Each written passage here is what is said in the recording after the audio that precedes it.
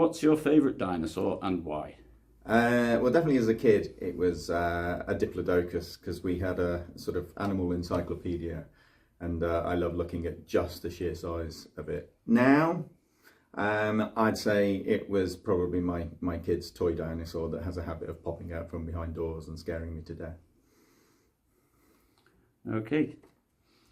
Where were you born and raised? So I'm born and raised in Derbyshire. In fact, Edwina Curry, High Peak's very own Edwina Curry, was my MP when I was a kid.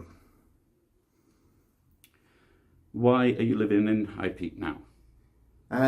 It's home. It's where my family is. I mean, after being born and raised in Derbyshire, like many people, I've moved all over the place for work.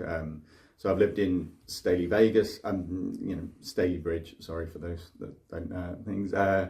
Sheffield, Newcastle, all over the place. But Derbyshire has always been my home, and it's just for me, it's the best place to live in the country. What were your first and latest jobs? Growing up in a sort of what I think of as an ordinary working family, I've been working since I was 11 as a paper boy, and then I think my first job after that was stacking shelves. But I've worked at McDonald's as car park attendant, greenkeepers. I've basically done so many things over the years. My current job is I'm an employment lawyer, so I advise people on and businesses on workers' rights and discrimination, and that's the current day job. Okay. What experience and skills would you bring to the job of MP? I think you can't beat life experience, and that's what I will bring. I grew up in as I've said, a ordinary working family where money was very tight. My dad worked on the stores on British Rail. My mum was a nurse. We constantly, because of privatisation of the railways, redundancy was a topic of conversation at the kitchen table. Those experiences really defined me. I've then gone on to work for charities, helping vulnerable families get warmer homes through better insulation and more efficient energy systems. Having had the cost of living crisis just now, those sorts of experiences, that real life experience, will make a big difference. And then all my family work in the NHS, so my wife's a nurse, and my wife's a doctor, my niece is a nurse, my whole family work in the NHS, and so I hear all the time about the crisis that the NHS is facing at the moment. And again, that sort of day-to-day experience, I think, will make a big difference. And then as an employment lawyer, we want to make work pay. We want to deliver more secure jobs. And so my experience, my expertise in terms of employment rights, workers' rights, and discrimination will, I think, be really helpful as a representative. What standards do you expect from elected politicians? To be honest, this is why I'm standing. This is the first time I've ever stood for Parliament. I'll be 47 in July. I never thought I would stand. It was something that never really interested me. But Partygate, the whole Dominic Cummings testing his eyesight, driving to Barnard Castle, something switched in me at that point where I thought they just don't understand us, they just don't respect us, and I decided that it was time that I, having been interested in politics, that it was time that ordinary people took a stand and put their names forward, and that's what I'm doing. And I'm going to work very hard for people if they put their faith in me. What are your 3 favourite things about the High Peak? I mean, we can't get past the fact that we live in probably the most beautiful place in the UK. The countryside is amazing. You know, it's the home to, you know, the mass trespass. It's where we got access to our amazing countryside. It's the home of the original national park. So I'm very fortunate where I live with my family in Hope Valley. That I'm surrounded by incredible walks, and I love being you know, able to take the dogs out and get some headspace and some you know, some quiet time to just enjoy the countryside. Communities would be the second thing that I think is the best part about living here. In my village in Hope Valley, I mean, we're so lucky. Since I've said I was standing, we've had so much help offered in terms of picking kids up and play dates and everything else. People have really rallied round, but I see that across High Peak. You know, I've been working so closely with community groups trying to save Gamesley Community Centre, and when Tory-led Derbyshire County Council tried to close the community centre, to see the response there, and you know, the whole community coming together to save it. We're seeing that in Whitfield now, where exactly the same thing is happening, and those strong communities is how we can make a real difference here that perhaps other areas of the country just don't have. And the third one is, I mean, in my younger days, I was very fond of going to the pub, and we've got some of the best pubs in the country here. My pub use has rather changed over recent years, and but my favourite thing to do now is to go for a Sunday roast with the kids and my wife, and often we'll take our two rather crazy puppies with us as well. We're quite spoiled because in my village we've got an amazing cafe, Newfold Farm, that does just the most incredible Sunday roasts, and we've got the Cheshire cheese round the corner as well. But I'm always up for tips on where I can go and get an amazing Sunday roast. What are the top 3 problems in the High Peak right now?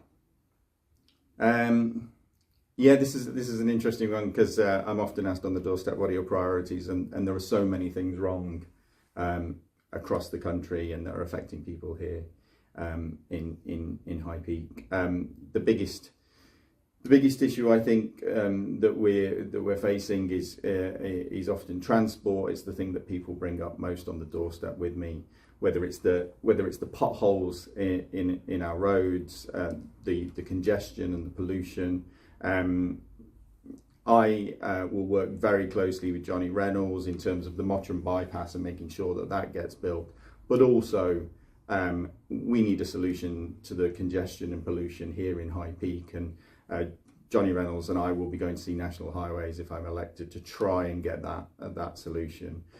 But we need the other side of the coin as well. We've lost over half of the buses in High Peak. I've heard tragic stories of people, an individual turning a job down in Glossop as a manager in Buxton, because whilst they could get there on the bus, they couldn't get home. And so they turned down. This is people's lives that are being affected and held back. Lots of people tell me that they can't get to hospital appointments because the buses don't run and so forth. We also need to sort out our trains. The state of the trains has been horrendous over recent years, and the Labour Party has said enough is enough, and we will renationalise the railways. So we think we can make a big difference to transport. The other main issue is dentistry, NHS dentistry. High Peak is a NHS dental desert. I hear stories of people travelling miles to try and get to see dentists. Not as far as I'm aware, I don't think any dental practice in High Peak at the moment is taking on adult NHS patients. and something desperately needs to be done about that. And then the pollution in our rivers.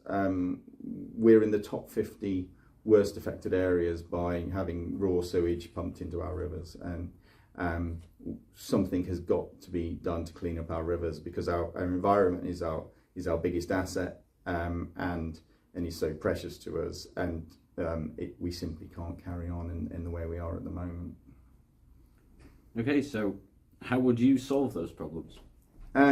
Well, as I said, in terms of transport, we would.